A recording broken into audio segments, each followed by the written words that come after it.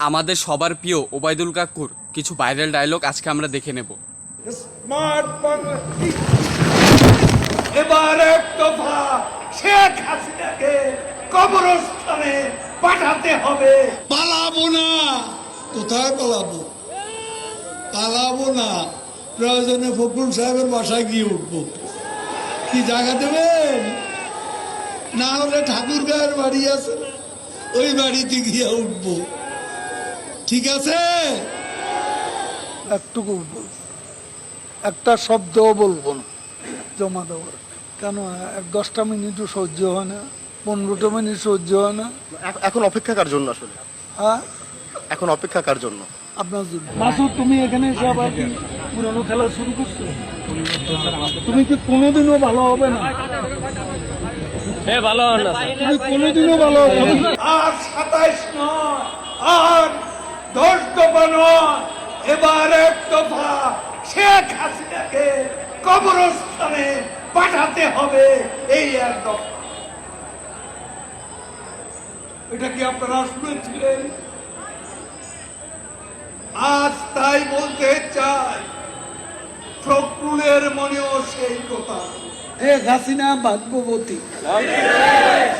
হ্যাঁ, আল্লাহর ইমানদার বান্দা, এবং সেজন্যই বাংলাদেশ ওই 10 নম্বর মহাবিপদ সংকেতের মধ্যে তেমন ক্ষয়ক্ষতি সম্মুখীন হয়।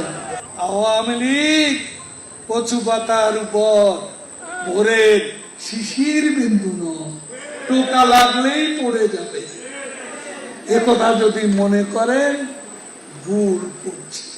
মাসুদ, তুমি এখানে এসে আবার কি পুরনো খেলা শুরু করছো? তুমি কি কোনোদিনও ভালো হবে না? ভালো না তুমি কোনোদিনও ভালো হবে না।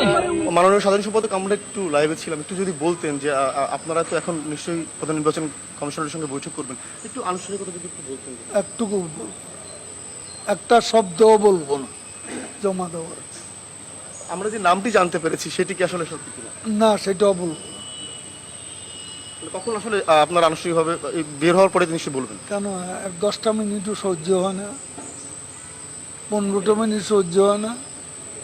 এতদিনের অপেক্ষা, একটু ওয়েট করো। এখন অপেক্ষা কার জন্য আসলে? হ্যাঁ, এখন অপেক্ষা কার জন্য? আপনার জন্য। দেশের মানুষ ভালো থাকলে মির্জা ফখরুলের মন খারাপ,